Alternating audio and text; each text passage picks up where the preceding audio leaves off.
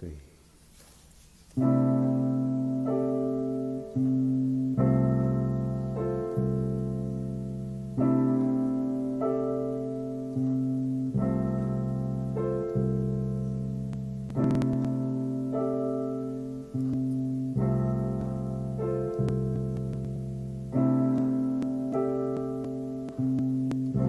Though I may speak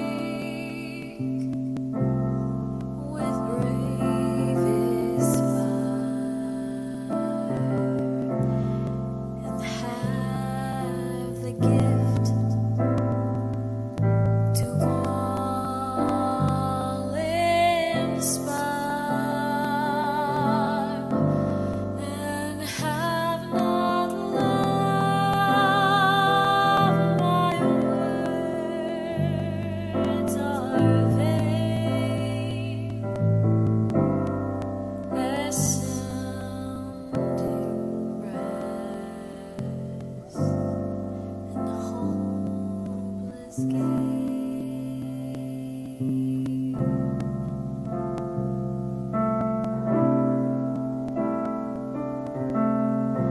Though I may give all I possess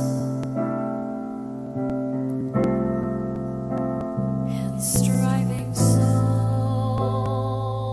my love profess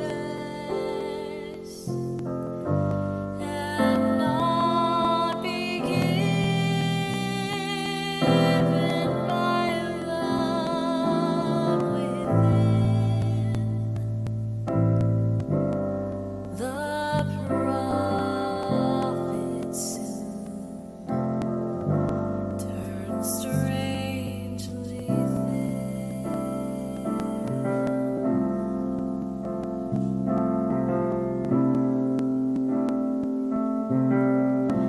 Come, Spirit, come, our hearts come true. Our spirits long to be made whole. Let inward love guide every deed. By this we're awakened, and we are free.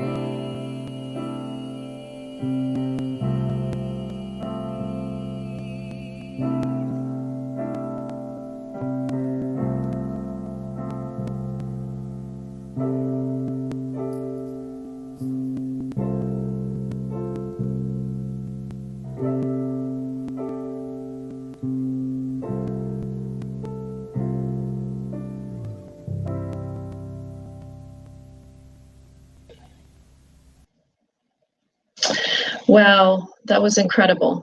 Thank you, Val. Thank you, Julie. Thank you, Jimmy. We are so blessed to have these incredible musicians. What a talent all of you are. Thank you, thank you, thank you. So good morning, everyone. Let's begin as we do every Sunday by harmonizing our hearts and our minds, placing your hands on your heart, and let's take some deep breaths and repeat out loud wherever you are. Care, appreciation, gratitude, compassion. Care, appreciation, gratitude, compassion. Care, appreciation, gratitude, compassion. So this whole month we've been talking about mindfulness for Mavericks. And last week, Reverend Sharon gave a beautiful talk about mindful speech, being aware of what we say and doing it with compassion and with love. This week, I'm talking about mindful action. Such an important topic right now. Yeah. In my Monday Motivation mini talk that I did on our Facebook page this week, I addressed the question, what is mine to do? And right now, many of us are wondering that very thing. What is ours to do as we face and deal with the uprising that is happening all around us? What actions should we take? We take actions every day in our lives. We take care of our households, we take care of our children and our families. But our actions aren't always mindful. We're not always in that mindful space. Mindfulness is a state of being. It's about being present. It's about slowing down and taking a pause, taking a breath, and then acting. And by being mindful in our actions, the action to take emerges naturally from that place. What could our lives look like if we were more mindful with our actions? How would it feel if we slowed down and paused? Now, I'm not talking about every action. Clearly, when we do laundry or mow our lawns, we don't need to necessarily be mindful in every way. But for the big things in life, for our big decisions in our life, how would it impact us if we slowed down and were more mindful? It first begins with an intention, setting an intention for our lives.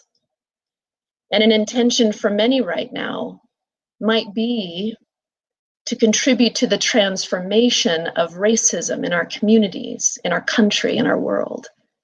What a powerful intention to hold, what a powerful vision to hold. So that's the first step, is to create an intention, which generates a certain energy within us. The second is to use meditation and prayer in order to spiritually discern what is ours to do. And then we will know what action to take. We will be clear as to how to proceed. Any successful company or organization has a vision, has an intention, and the actions then that they take align with that vision.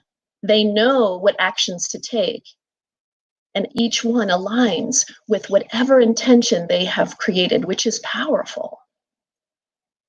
And so, how can we do that in our own lives?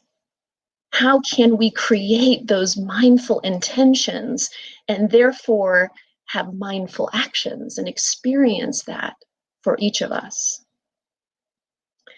If we're trying to take action without intention, without a vision, then what happens is we are reacting instead of responding. There's a difference. There's a different energy between reacting and responding. When we're in reaction mode, we can't be mindful. It happens just too quickly. We're just reacting. But if we slow down and we take a breath before reacting, then we will know what is ours to do. And not only that, it comes from a much more loving and compassionate place. Because when we slow down and we become more mindful, our heart opens naturally. We connect into that divine essence that is there, and then we act. And it comes from a much more loving and compassionate place. Ernest Holmes, our founder, said this: "Work without vision is drudgery, but vision without work is self-deception. The well-balanced person can walk with his head in the clouds and still keep his feet solidly planted on the ground. Faith and work are ineffective when separated." So what he's talking about is the importance of setting an intention through our thoughts, through our prayers, and then taking action. Ernest Holmes is famous for saying, treat and move your feet. In other words, pray, and then from there, we will know what action to take. We can sit in a room and we can affirm the presence of electricity, extolling its virtues, but until we take action and actually bring in a lamp, now you know what's on the side of my face here, until we bring in a lamp, we plug it into the wall and we turn it on, we will continue to sit in the dark. It requires both. It requires creating an intention, affirming and declaring through our prayers what we desire, and then we'll know what action to take. It naturally comes through us. Jesus, Mother Teresa, Gandhi, Dr. Martin Luther King, they didn't just pray. That was a big part of who they were. Prayer was a big part of who they were. But they didn't just pray. They took action. But they were also mavericks. And I want to talk about this word maverick since we've been talking about mindfulness for mavericks all month long. According to the Cambridge Dictionary, a maverick is a person who thinks and acts in an independent way, behaving differently from the expected or the usual. And I'm going to read to you the 10 qualities of a maverick leader, and I have a feeling that many of you listening today, this fits you. Number 1, they are true-hearted and authentic. Number 2, they believe in their own vision and ideas for the world. Number 3, they challenge the status quo. Number 4, they have strong convictions. Number 5, they are courageous. Number 6, they listen to their intuition. 7, they use EQ over IQ. Number 8, they make stuff happen. Number 9, they enroll others to join them on their journeys. And number 10, I love this one, they use their superpowers. Each one of us has superpowers, yes? And so when we are taking mindful action, we are then taking that intentional action, which has been revealed to us through spiritual discernment. We know what action to take because we have paused, we have slowed down, we have tuned in within ourselves. We have tapped into that inner guidance that is there to spiritually discern which action to take, which direction to take, which is for our highest and best good. But it does begin with an intention for our life. And many of you, as you're listening to this right now, and as you're experiencing all that is happening in our country and in the world, there is an intention that is bubbling up within you. There is a fire there within you. And so as you think about your life right now, what are your intentions for your life? What vision do you have for your life? It could be related to something about your family. It could be related to your work. It could be related to Black Lives Matter. But whatever it is, it needs to be something that excites you, something that inspires you. And so begin with that. Begin with that vision. Recently, I had a conversation with one of my Black friends, my prayer partner, Marie. She expressed her frustration that white people are suddenly paying attention to Black lives and to racism and wanting to take action. And she asked me point blank, as a white person, why do you feel the need to take action now? Why not in years past? Why now? That was a hard question for me. I felt ashamed to say that I wasn't motivated in the same way before, and I didn't have an explanation for that. She shared as a Black person what it felt like to not be seen in her life. And now suddenly everyone is paying attention. She was hurt by this and angry. It was an emotional conversation. I said to her, I can't explain why, but all I can tell you is right now I am committed. I'm committed to staying awake and aware and doing the work that is necessary to continue to educate myself, as well as to examine my own implicit biases and prejudices, and to do the work to shift them. For some right now, taking action means reading and learning as much as possible, like me. Becoming more educated, examining your own biases and prejudices.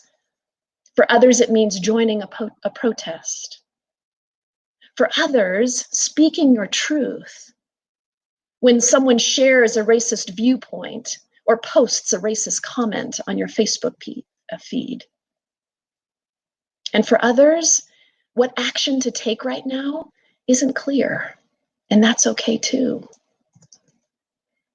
Many right now are feeling helpless and hopeless and experiencing deep grief and sadness and even anger.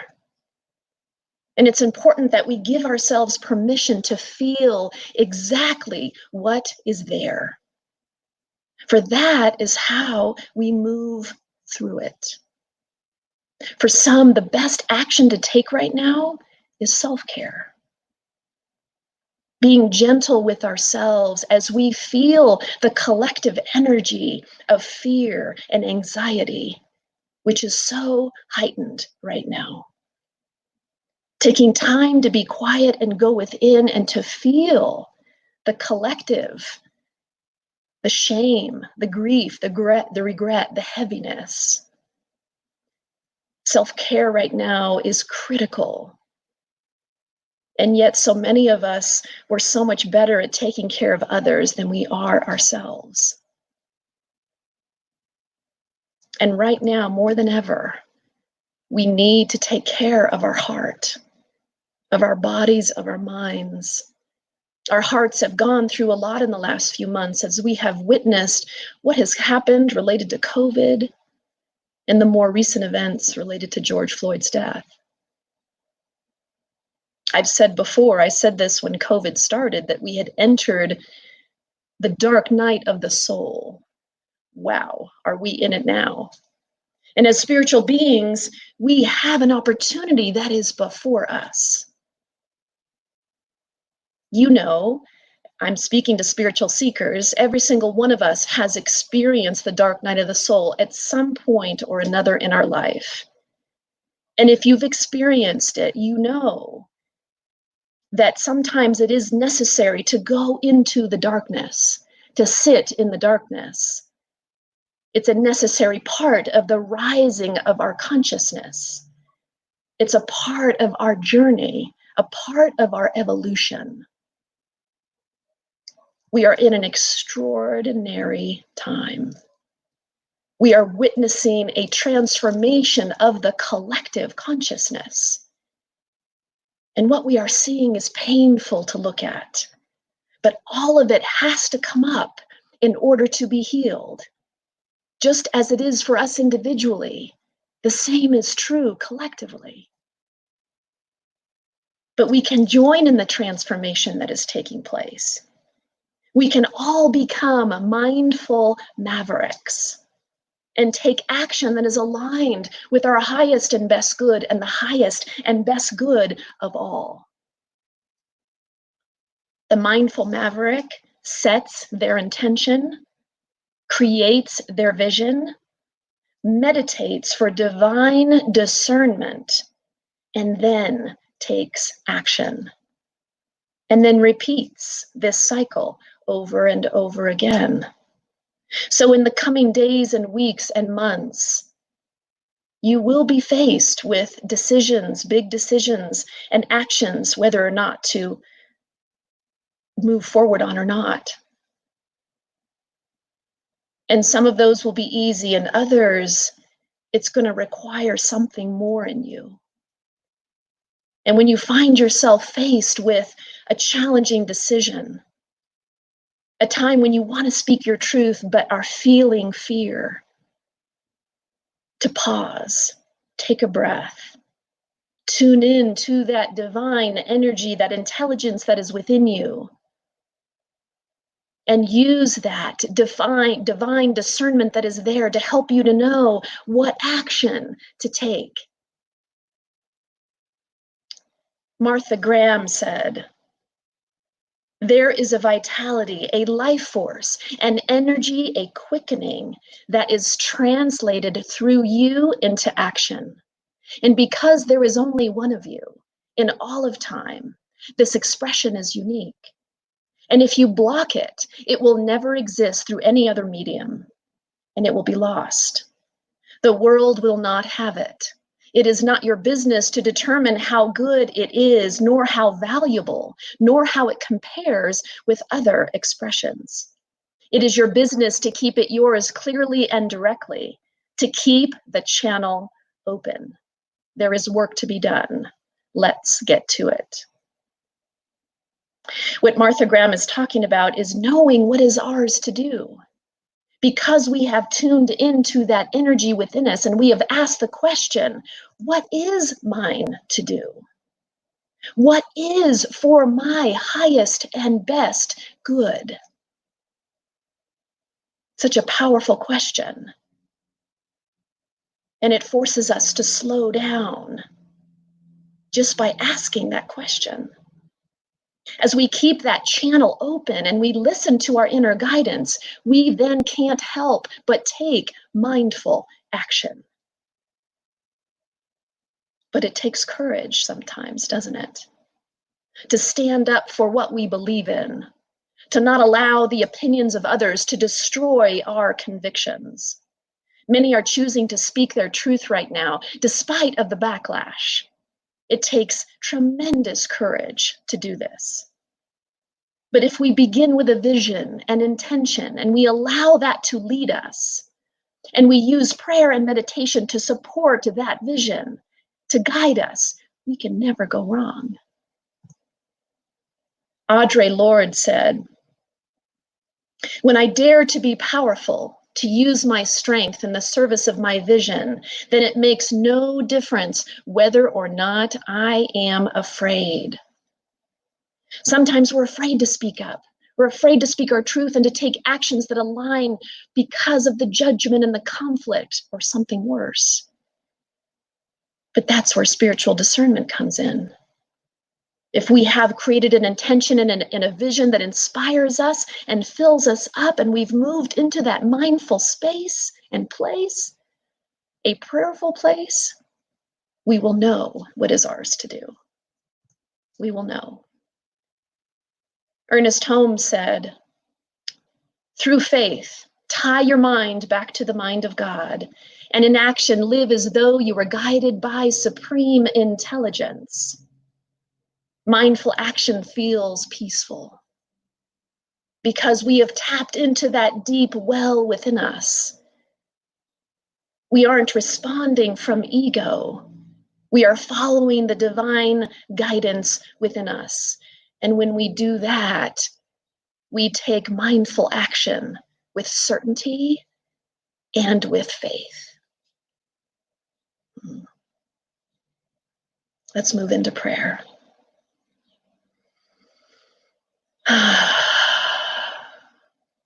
And so in this moment, in this grace-filled, God-filled moment, I recognize and know that force, that love, that life that is within each and every one of us, a guiding force. I am knowing that presence is guiding each of us to take mindful action in our lives. I am knowing that it is guiding us to know what is ours to do. I am knowing that it is guiding us to know what our vision and what our intention is for our life. And it fills us up to overflowing. It fills our heart. It expands our heart. In the midst of all that is going on in the world, I am knowing that our individual vision and our collective vision is supporting us, inspiring us, and guiding each of us to take mindful action in our lives.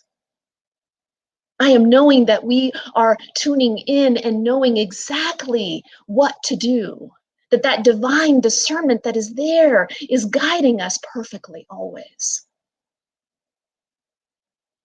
There is a calming, there is a peaceful presence, there is a knowing deep within each of us, that divine essence that is there, that we are always one with. We can never be separated from that presence that is there to guide us in every moment. And so I am knowing that with each action that we take in our life, we are slowing down, we are taking a breath, and we are clear about what is ours to do. And it is aligned with our grand vision and intention for our life. And with that, we are blessed. We are inspired. We are mavericks, mindful mavericks in the world, making an extraordinary difference as spiritual beings, as spiritual seekers, as light workers on this planet.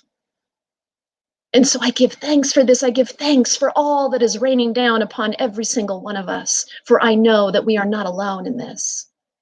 And so we let this go, we allow it to be, and we just give thanks.